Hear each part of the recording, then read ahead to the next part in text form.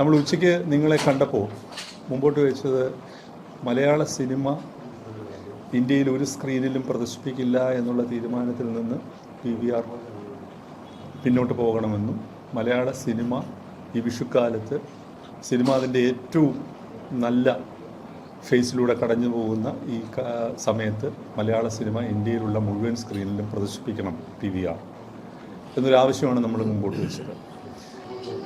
അപ്പോൾ അത്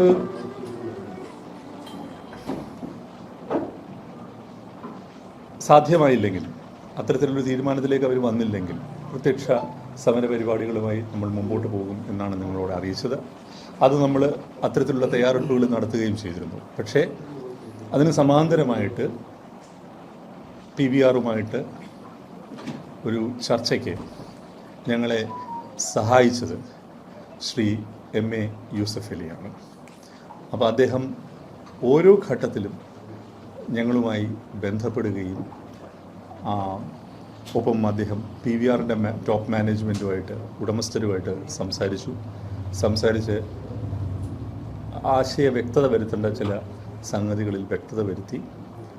അപ്പോൾ പലതരത്തിലുള്ള സൊല്യൂഷൻസ് അവർ മുമ്പോട്ട് വെച്ചെങ്കിലും മുഴുവൻ സ്ക്രീനുകളിലും തർക്കമുള്ള ഫോറം മോള് കോഴിക്കോട്ടെ മിറാഷ് എന്നുള്ള 2 സ്ക്രീനുകളിൽ ഒഴിച്ചുള്ള ഇന്ത്യയിലെ മുഴുവൻ സ്ക്രീനുകളിലും മലയാള സിനിമ പ്രദർശിപ്പിക്കണം എന്നുള്ള ആവശ്യത്തിൽ നിന്ന് ഞങ്ങൾ പിറകോട്ട് പോയില്ല. ഈ ആവശ്യത്തിനൊപ്പമാണ് ശ്രീ MA യൂസഫ് അലിയും നിലപാടെടുത്തത്. അദ്ദേഹം പറഞ്ഞത്, ഞാനൊരു മലയാളിയാണ്, അതിൽ അഭിമാനിക്കുന്ന ആളാണ്, ഇത് വിഷുക്കാലമാണ്, തീർച്ചയായിട്ടും ഈ വിഷുക്കാലത്ത് മലയാള സിനിമ എൻ്റെ പ്രോപ്പർട്ടിയിൽ ഉൾപ്പെടെ എല്ലായിടത്തും ഇന്ത്യയിൽ പ്രദർശിപ്പിക്കണം എന്നുള്ള നിലപാടാണ് അദ്ദേഹം എടുത്തത്.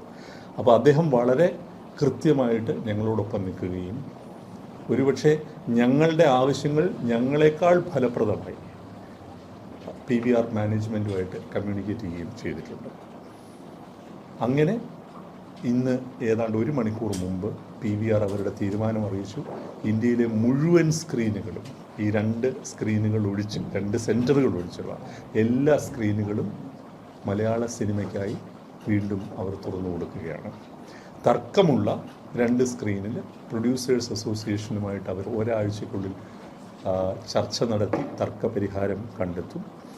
അപ്പോൾ ഇന്ത്യയിലെ മുഴുവൻ സ്ക്രീനുകളും അവർ മലയാള സിനിമ പ്രദർശിപ്പിക്കുമെന്ന് പറയുന്നത് ഞങ്ങളെ സംബന്ധിച്ചിടത്തോളം ഈ വിഷുവിൻ്റെ തലേ ദിവസം, ഈ ഈവനിങ്, ഈ ഒരു സായാഹ്നത്തിൽ ഏറ്റവും സന്തോഷം തരുന്ന വാർത്തയാണ്. ഞങ്ങൾക്ക് ഏറ്റവും സന്തോഷം ഞങ്ങളുടെ സഹപ്രവർത്തകരുടെ സന്തോഷം കാണുമ്പോഴാണ്. ബ്ലെസ്സിയുണ്ട്, അൻവറുണ്ട്, വിശാഖുണ്ട്, ഇവിടെ സൗബിനുണ്ട്, വിനീതിനോട് ഞങ്ങൾ വിളിച്ചു പറഞ്ഞു, രഞ്ജിത്ത് ശങ്കറിനോടും ഒക്കെ ഞങ്ങൾ വിളിച്ചു പറഞ്ഞു. ഞങ്ങളുടെ ഈ സഹപ്രവർത്തകർ, അവർക്ക് വലിയ രീതിയിലുള്ള ആശങ്കയും വിഷമവുമുള്ള ഒരു സമയത്ത്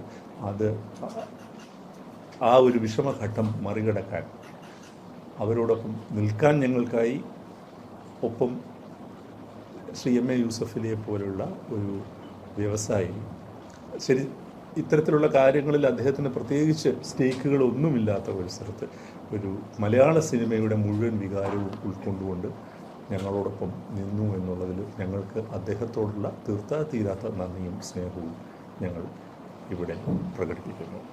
അപ്പോൾ നിങ്ങൾക്കും വലിയ നന്ദി. കാരണം ഇത് പൊതുസമൂഹത്തിൻ്റെയും ദേശീയ മാധ്യമങ്ങളുടെയും ഒക്കെ ശ്രദ്ധ പിടിച്ചു പറ്റുന്നത് പോലെ നിങ്ങൾ ഞങ്ങളുടെ പത്രസമ്മേളനവും ഞങ്ങളുടെ ആകുലതകളും നിങ്ങൾ ഫലപ്രദമായി റിപ്പോർട്ട് ചെയ്യുകയും ആളുകളിലേക്ക് എത്തിക്കുകയും ചെയ്തു. നിങ്ങളോടും ഞങ്ങൾക്ക് വലിയ സ്നേഹമുണ്ട്, നന്ദിയുണ്ട്. എല്ലാവർക്കും വിഷു ആശംസകൾ. എന്തെങ്കിലും ചോദ്യങ്ങളുണ്ടെങ്കിൽ അതാവാം. ബ്ലെസ്സിയും 2 വാക്ക് പറയണമെന്ന് ഞാൻ അഭ്യർത്ഥിക്കാം. അത് പറയണം, രാവിലെ പറഞ്ഞത് മാത്രം പോരല്ലോ, അപ്പോൾ സന്തോഷം വരുമ്പോഴും പറയണം. നമസ്കാരം.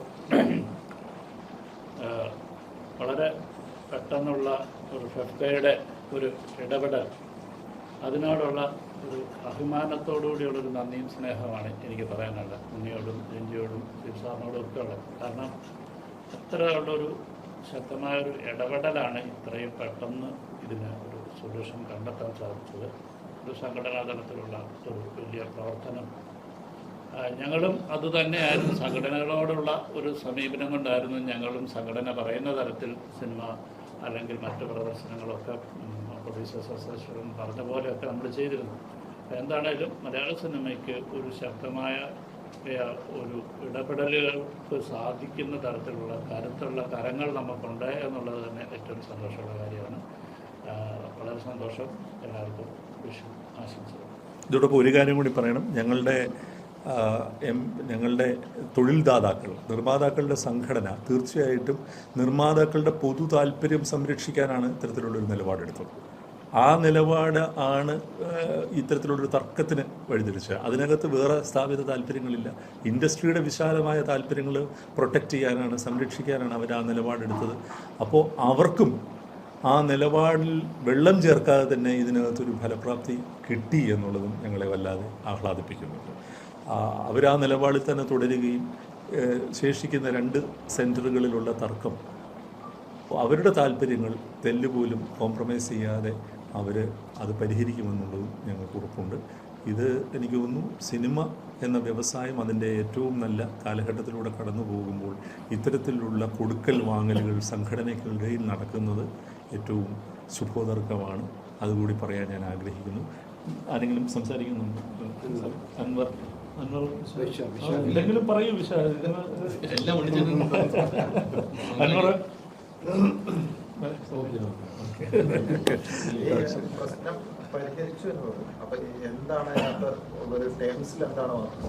അല്ല, ഇപ്പൊ തർക്കമുള്ളത് 2 സെന്ററിലാണ്. ബാക്കിയുള്ളത് അവര് ഒരു പ്രശ്നപരിഹാരത്തിനുള്ള ഒരു പശ്ചാത്തലം ഒരുക്കിയതാണ്. ബാക്കിയുള്ളിടത്തൊക്കെ മലയാള സിനിമ നിർത്തിയിട്ട് അപ്പോൾ അതിൽ നിന്നും അവർ പിന്നോട്ട് പോയി. പിന്നുള്ളത് ഈ 2 സെന്ററല്ലേ. അതിൽ പ്രൊഡ്യൂസേഴ്സ് അസോസിയേഷനും അവരും തമ്മിലൊരു കാലാവധി ഇപ്പോൾ വെച്ചിട്ടുണ്ട്, 1 ആഴ്ച എന്നാണ് ഞാൻ കേട്ടത്. 1 ആഴ്ചക്കുള്ളിൽ അത് നിരന്തരമായ ചർച്ചകളിലൂടെ അതും പരിഹരിക്കപ്പെടും. അതിനകത്ത് ഫോറമോൾ ഏതാണ്ട് പരിഹരിക്കപ്പെട്ടു എന്നാണ് ഞാൻ മനസ്സിലാക്കുന്നത്. അത് നിങ്ങൾ പ്രൊഡ്യൂസേഴ്സ് അസോസിയേഷനോട് കൂടുതൽ വ്യക്തത അവർ വരുത്തുമെന്ന് ഞാൻ പ്രതീക്ഷിക്കുന്നു. തർക്കം, ചെറിയൊരു തർക്കം നിൽക്കുന്നത് കോഴിക്കോട് പ്രോപ്പർട്ടിയാണ്. അതും പരിഹരിക്കപ്പെടാവുന്നതേ ഉള്ളൂ. അത് മാത്രമാണ് പ്രശ്നം. ഈ കാര്യം അതാണ് ഇതിനകത്തെ പ്രശ്നവും അത് തന്നെയാണ്. കാരണം പ്രശ്നം എന്നുള്ളത് 2 സ്ഥലത്താണ്. പക്ഷേ അതിൻ്റെ പേരിൽ ഇന്ത്യ ഒട്ടാകെ ഉള്ള സ്ക്രീനുകളിൽ മലയാള സിനിമ നിർത്തിവെക്കപ്പെട്ടു എന്നുള്ളതാണ് അതിലെ പ്രശ്നം.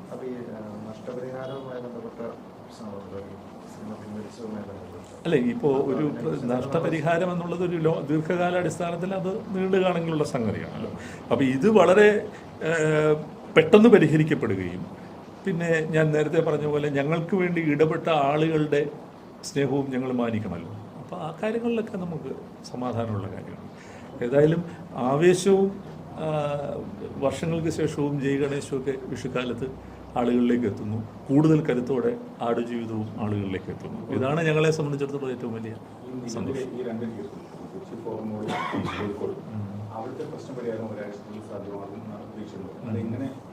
അത് നിങ്ങൾ ഒന്ന് പ്രൊഡ്യൂസർ അസോസിയേഷനോട് ചോദിക്കുന്നതായിരിക്കും നല്ലത്. കാരണം അവരിപ്പോൾ നിങ്ങളെ കാണുന്നുണ്ടല്ലോ. എന്തായാലും അവരാണ് അതിലെ കൂടുതൽ ഉത്തരം പറയാൻ പ്രാപ്തരായിട്ടുള്ളത്. ഞങ്ങളെ സംബന്ധിച്ചിടത്തോളം ഞങ്ങളുടെ ഇത് ഇവിടെ അവസാനിക്കുന്നു. പിന്നെ പ്രൊഡ്യൂസേഴ്സ് അസോസിയേഷനും PVR ആയിട്ടുള്ള ചർച്ചകളാണ്. അതിനകത്ത് ഞങ്ങൾക്ക് എന്തെങ്കിലും ചെയ്യാൻ കഴിയുമെങ്കിൽ അത് ഞങ്ങൾ ഒരു എന്താ പറയേണ്ടത്, ഈ ഇൻഡസ്ട്രിയിൽ നിൽക്കുന്ന ഒരു സംഘടന എന്ന നിലയിൽ ഞങ്ങൾക്ക് എന്തെങ്കിലും തരത്തിൽ ഇടപെടാൻ കഴിയുമെങ്കിൽ അതിനൊരു സ്പേസ് ഉണ്ടെങ്കിൽ തീർച്ചയായിട്ടും ഇടപെടാൻ പറ്റും. പക്ഷേ അതിൻ്റെ ആവശ്യമുണ്ടെന്ന് എനിക്ക് തോന്നുന്നില്ല. വളരെ കേപ്പബിൾ ആയിട്ടുള്ള ലീഡർഷിപ്പാണ് അവരുടേത്. അത് അവർ തന്നെ കൈകാര്യം ചെയ്യുന്നത്. അപ്പോൾ സന്തോഷം, എല്ലാവർക്കും ഹാപ്പി.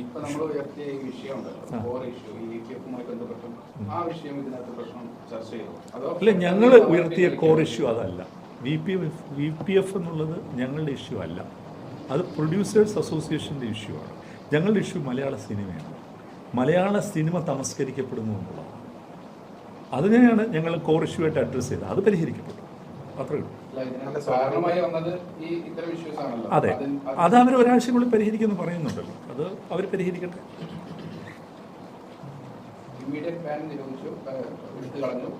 ഇമ്മീഡിയറ്റ് ബാൻ ഇല്ല ഇതിനകത്ത് ബാനില്ല. കാരണം അവരൊരു സ്ട്രാറ്റജിക്, ഒരു നെഗോസിയേഷന് വേണ്ടിയിട്ടുള്ള ഒരു സ്ട്രാറ്റജി ആയിരിക്കാം അവരുടേത്. ബാക്കിയിടത്ത് ഞങ്ങൾ കളിക്കുന്നില്ല, ഇത് പരിഹരിക്കും. അപ്പോൾ അത് ഞങ്ങൾ സംസാരിച്ചപ്പോൾ ഞങ്ങളുടെ വികാരം അവർ ഉൾക്കൊണ്ടു. അവരത് ലിഫ്റ്റ് ചെയ്തു. അവർ മറ്റ് വിഷയങ്ങളിലെ ചർച്ച 1 ആഴ്ചക്കുള്ളിൽ പരിഹരിക്കപ്പെടാവുന്നതാണെന്ന് പ്രൊഡ്യൂസേഴ്സ് അസോസിയേഷനും PVRനും ബോധ്യപ്പെട്ടതിൻ്റെ വെളിച്ചത്തിലാണല്ലോ ഇങ്ങനൊരു തീരുമാനം ഉണ്ടാവുന്നത്.